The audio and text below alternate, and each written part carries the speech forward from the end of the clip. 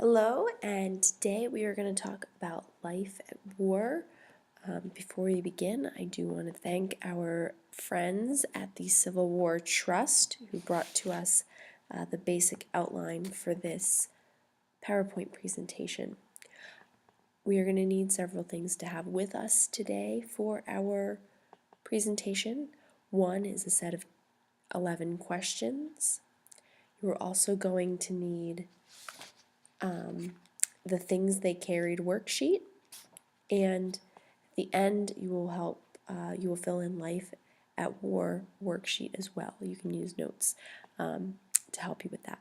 So as we move on, we're going to have some stops along the ways for you to write some answers to some questions down, and I think we'll have a great time. I am Mrs. Beidelspa, and let's enjoy learning a little bit about what life was like at war during the United States Civil War, the war between the states. Here we go. So first we need to think about the soldiers that were at war. As you see here, you have the army is broken down into different levels, different divisions, starting with, we have the army overall, and then they get smaller and smaller and smaller and smaller. So the smallest part of the army you can be in is companies. And most men were, and then we see over here, most men were privates, and then those rank up as far as in quote unquote importance, power, I guess is the better word. So you have less generals, but those less generals have more power. And then as you move down, you have more people and they lose power. All right. The average soldier, enlisted men would sign up to fight. Many of these came from farms or factories, and they were pretty willing to fight in the U.S. Civil War. And we're going to look here at our pie chart. This is where we're going to start to use our worksheet. We're going to look at question 1, and I want you guys to write down why you think the Civil War is sometimes called the Boys' War. So pause for a second and answer that first question. Why do you think the Civil War is sometimes called the Boys' War? Good. Number 2 is how many Union soldiers were under the age of 16? So in this, you're going to look at this blue here, match it up with this blue here. So how many men were boys under the age of 16? Percentage, obviously. Pause there. Okay, welcome back for number 3. How many soldiers fell between the ages of 16 and 23? So for that, you're going to look in your red section. How many boys fell between the ages of 16 and 23? Pause it there. Good. Number 4 is how many were over the age of 23? So you're going to look for this green section. How many of these boys were over the age of 23 years old? Great. So now let's move on. If you have any issues with this, rewind it and pause as you go along if you have any questions. All right, so now we're going to take a look at the average soldier.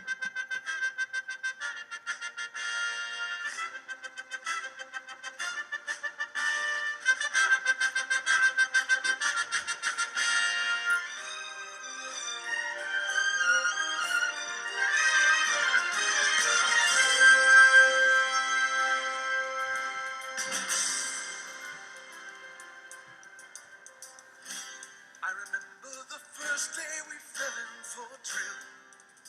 We were green as a new dollar bill. I remember your mama just crying through the night when her Charlie boy left for the fight. Now the battle is near and the moment is here. It's a union forever. When the blue meets the gray, every rebel will pay.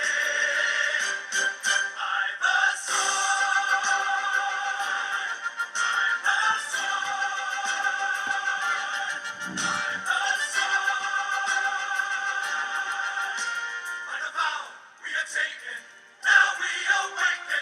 Our black flag high will live up without a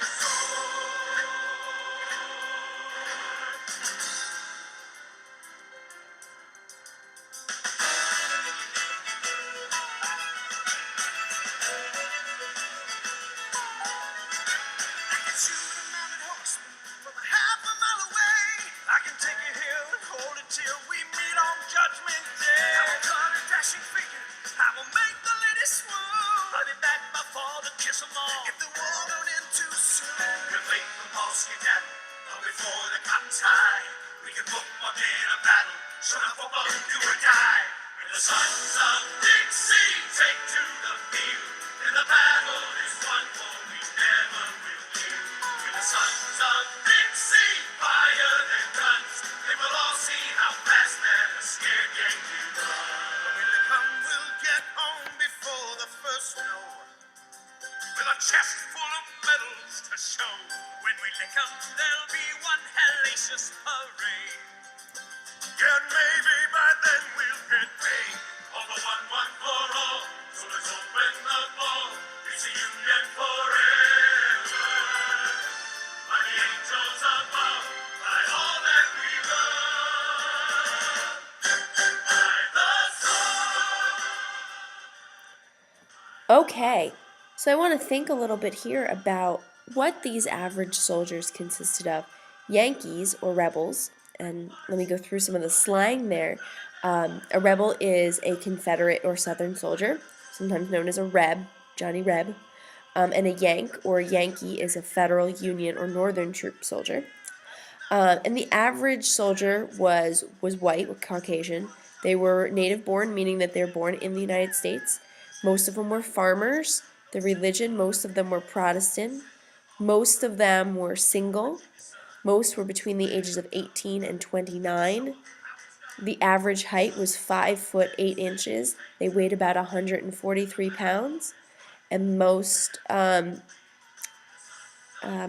were between the ages of 18 to 35, with the average of 25. Oh, sorry. Yeah. And that's what I wanted you guys to know about those average soldiers.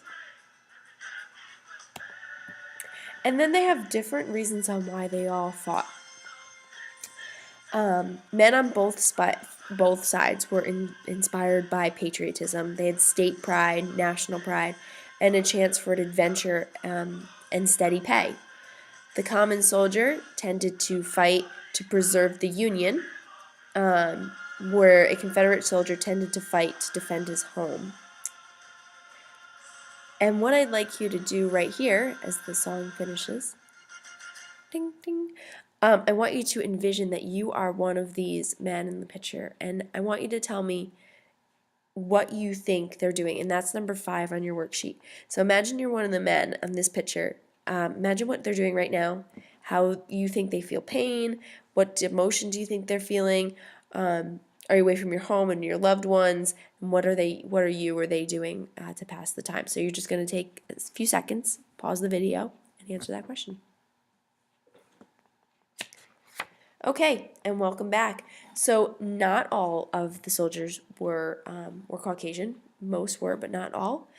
We do have plenty of African Americans who did fight, and they have different reasons. So following Lincoln's Emancipation Proclamation, which freed the slaves only in the North, because that was the only ones in the United States at the time, and they were all free to begin with. The ones in the North were already free. But once the Emancipation Proclamation was passed, a lot of African Americans joined. In fact, 180,000 African Americans, comprising 163 units, served in the Union Army, the American Army, during the Civil War. And you had several also joining in the Navy.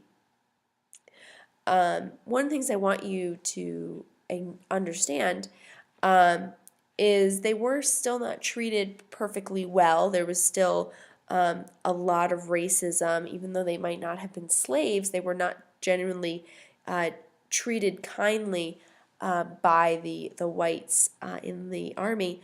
And the other thing, they they didn't serve side by side. The African Americans were placed in the USCT, which was the United States Colored Troops, and they were placed in separate regiments, and they were led by white commanding officers. So it was an all-black division with the exception of the commanding officers who would have been in charge of them, who would have been white. All right, next thing we're going to look at what they were carrying. And in this part, you're definitely going to want to stop and pause the video, I'm sure, now and again, to make sure you get all these down. You have a separate worksheet. Please take note of that right now. That goes through what all of these items are. So number 1 here is our canteen. Canteen. And a canteen is used to carry your water in. So this top spigot would be opened, water would be poured in, you'd carry this on your person, and that would be where you would drink your water from. Number 2, and keep in mind, these are all what they carried, so this would be all stuff they're carrying with them. Number 2 is a pan, a frying pan, that they would be making their food in, which we'll be getting in a few minutes. So this is what would be going on here. Now for number 2, a pan. Number 3, this is a Union soldier's cartridge box. So this would be what they would carry their ammunition in, again, strapped over the soldier. Soldier. We'll get there. Number 4, looks pretty obvious. That's a toothbrush. So pretty cool, pretty common to today. Number 5, you may have seen something like this in your lives too. This is a razor, straight razor, for shaving. And number 6 is a bar of soap. You want to stay nice and clean. So number 6 is a bar of soap. Number 8, their silverware, their utensils. Number 9 would be their plate that they're going to eat off of. Number 10 is a comb. Number 11 is their musket. Number 12, they're going to carry some money. Here we see Confederate money. 13, a lot of them are going to carry some pictures of family members. So they're photos. Number 14, this would be very common as well, this is a Bible. And that would be the most popular book read. Number 15, these are stamps, so they can mail some letters home. These are Confederate stamps. They get Jefferson Davis on them. And number 16 is the haversack, it's a Union haversack. And this is basically like kind of our messenger bag of today. It's a one strap bag. And a lot of that would, the Bible and the pictures and the money and the silverware, those smaller things would all go inside of there. I just realized I missed number 7. That's our blanket. So number 7 is a blanket. All right. Let's move on to what they wore. So what they wore, you see here on the left, you see their hat, their shell jacket, a pair of pants, and some brogues, some shoes. And you see the same thing over on the Union side. You see, we see here a kepi, which is a hat. Some Union or Confederate soldiers would have worn this as well. You see a slack coat. You see their pants, and you see a pair of brogues, pair of shoes there as well. Now we saw that they had a frying pan, so let's find out a little bit more about what they ate. So you see that they had bacon and pork or beef, all would be salted and cured so it could be kept. They'd also have soft bread, flour, cornmeal, or hardtack. And hardtack is a really tough biscuit. They'd also carry peas or beans, which are great because they could be dried and cooked up later. Ritz or hominy, or grits, rice or hominy, which is like a grits food, like a porridge kind of a food. Coffee to drink, you'd obviously just bring the beans. Tea, bags of tea, some sugar, some vinegar, and some molasses. And the molasses could be added to a lot of this stuff to really sweeten it up. This leads us to number 6 on your worksheet. So take a second here where you're going to be answering, what do you think the food tasted like, and do you think there was always enough? So take a second to answer those two questions. It's number 6. Great, welcome back. All right, so what now we need to know like where they slept. So in this drawing of our log, this is a quote from London Valley on December 9th. And he was in the 20th Regiment from Virginia. In this drawing of our log cabin, looks like all things were made out of logs and covered with flies or canvas. It doesn't leak too much, but in the middle it has rubber blankets in the canvas, which is not large enough to have any windows, and light comes through the canvas. So my question for you guys is, why do you think they built such of these permanent places and they didn't just live in tents all year round? Because they did only live in the tents in the summertime. So why do you think they were living in these cabins in the wintertime? Okay, so number 7, why do you think they built such permanent places in the winter and not just stayed in the tents like they did in the summer? Okay. So how were they communicating? If you knew someone who was writing letters, you'd want to write to them because it's personal communication and it's a way to stop boredom and you're getting in touch with family and friends. So this was very common, and I also want you to answer number 8 right now, which is, do you think that soldiers looked forward to getting mail? And also number 9, do you think soldiers got homesick? Great. So what was going on when they were fighting? So as you see here, the first thing that soldiers did in the morning was drill, then drill, then drill, then drill, then drill, a little more drilling, then drilling was last thing. Between drillings, we drilled. And that was said by a Union soldier. So why do you think they were drilling so much? And in this case of drilling, we mean practicing marching, practicing how to fight. Why do you think that was so important? And that's number 10. Why do you think they were always drilling?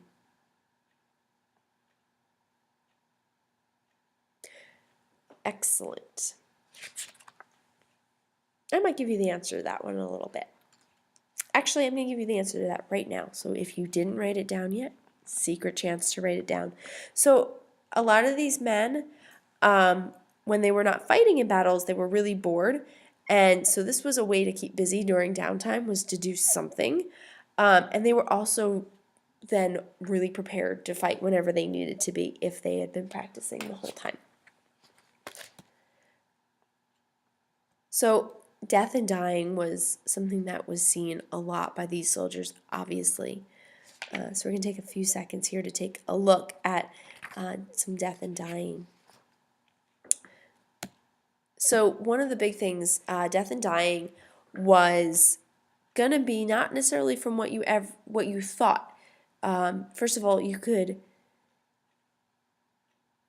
didn't have great hygiene, so everything smelled, it wasn't clean, which led to diarrhea, which was the greatest killer during the Civil War.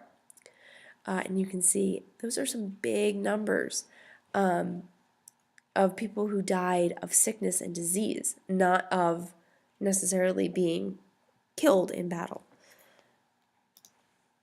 And we had the weapons that did definitely have a lot to do with it. The rifle musket killed more soldiers than anything else did other than disease. And it also created wounds that were very difficult to treat, and that would oftentimes lead to being dead, being dead. And there were many types of guns that were used in the Civil War, but the advantage of the rifle musket was widely used during the war, which created tremendous casualties. The rifle musket's large carabel, I can't speak, I got a cold. Soft, slow-moving slugs destroyed and pilfered the flesh and the bones that it tore into.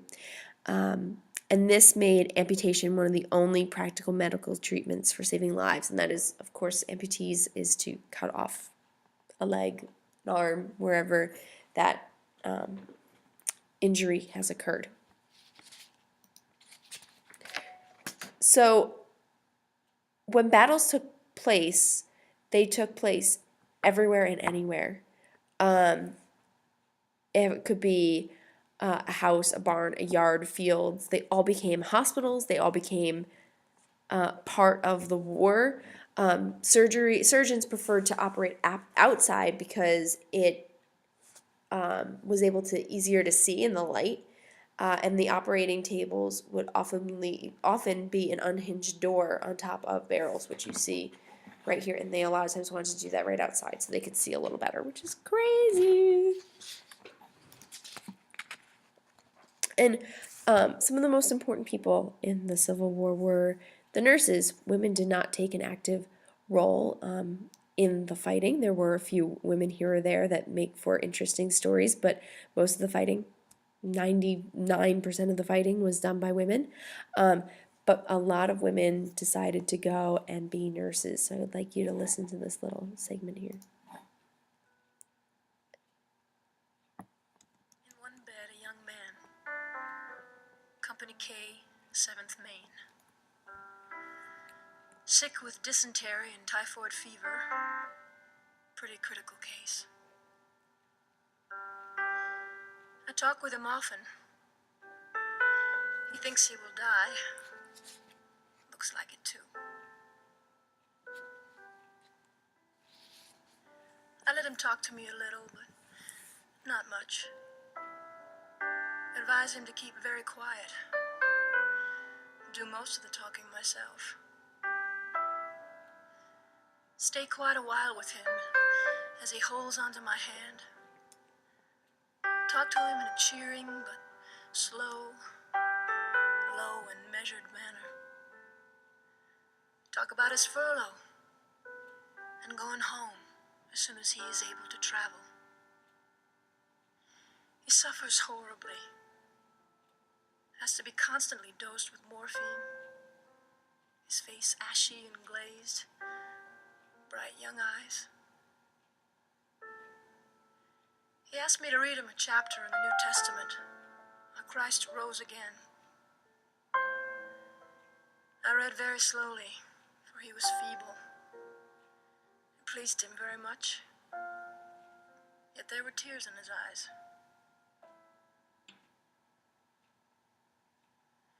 He asked me if I enjoyed religion. I said, perhaps not in the way you mean. He said, it is my chief reliance. He talked of death and said he did not fear it. I said, don't you think you will get well? He said, I may, but it is not likely. And he turned his face away from me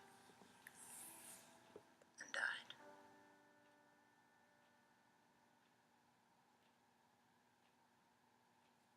Okay, that leads us to number 11, which is, why do you think soldiers found women nurses to be more comforting?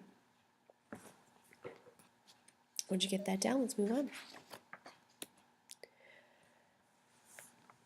So here are some images of Union soldiers being returning home, but home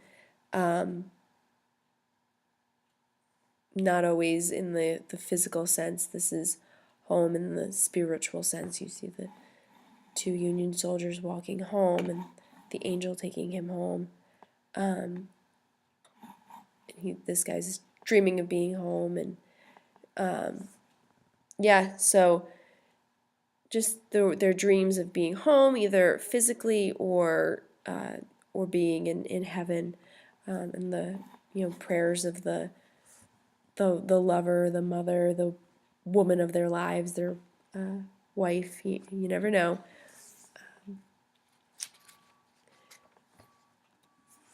And here we see that 2.75 million soldiers fought in the U.S. Civil War, more than 220,000 men, or 620,000 men died in the war, with disease killing twice as many of those who fought in battle.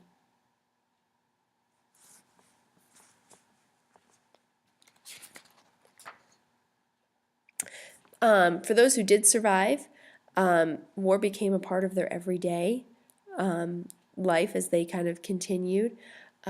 This is, that this families shared and kept the diaries and the photographs and the letters that were sent home from family members through the war. And as you see here, this is a commemorating peace between the North and the South here, the Confederates over here and the Union soldiers over here. And this is just a photo that was taken after the war. So where did battles happen? Kind of everywhere. But reasons we see battles being in certain places were road networks, railroad networks, the importance of the area, like the area between Richmond, Virginia and Washington, D.C., waterways, the topography of the land, or the lay of the land, how where's a mountain, where's a valley, where's a river, where's a stream, where are the trees located, where are the valleys, where's the hill, and the reliability of the intelligence that was there. When there were battles fought in certain areas, while some battles and skirmishes were simply a matter of finding the enemy along the way, battles usually occurred where one side was defending something or trying to obtain something, such as an important train station or a fort on a waterway or an important city. Battles were also fought in certain geographic locations because they were strategically an advantage, such as the higher ground or a natural barrier. Railroad networks, road networks, and waterways were important for transportation and road supplies. Waterways controlled certain waterways, which prevented the enemy from moving along or through or beyond that waterway. The importance of space was that the capital of the enemy was almost certain to be at war, end the war. So the Army of the Northern Virginia and the Army of the Potomac, which the Army of Virginia is the Confederacy and the Army of the Potomac is the Unions, were both consistently trying to move around one another to capture opposing armies, capitals, the capitals, so like Richmond and Virginia. So Richmond, Virginia is the capital of the Confederacy, and Washington, D.C. being the capital of the Confederacy. Of the United States, so the Union. Okay, and that is where I am looking to end with us today as far as our notes go.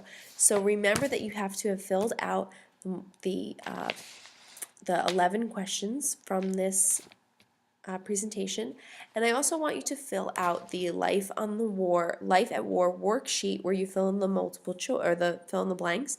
If you need to, please go back into this presentation and answer the questions using the presentation again if you need to.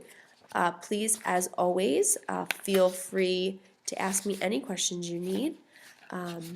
If you need anything else, let me know.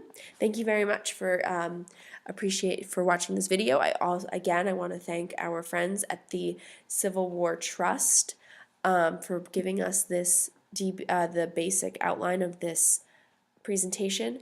I also want to give credit for the two songs, one song and one narration, which comes from the Broadway musical The Civil War. So I want to thank them very much for the use of those audio moments. Thank you for watching. Bye.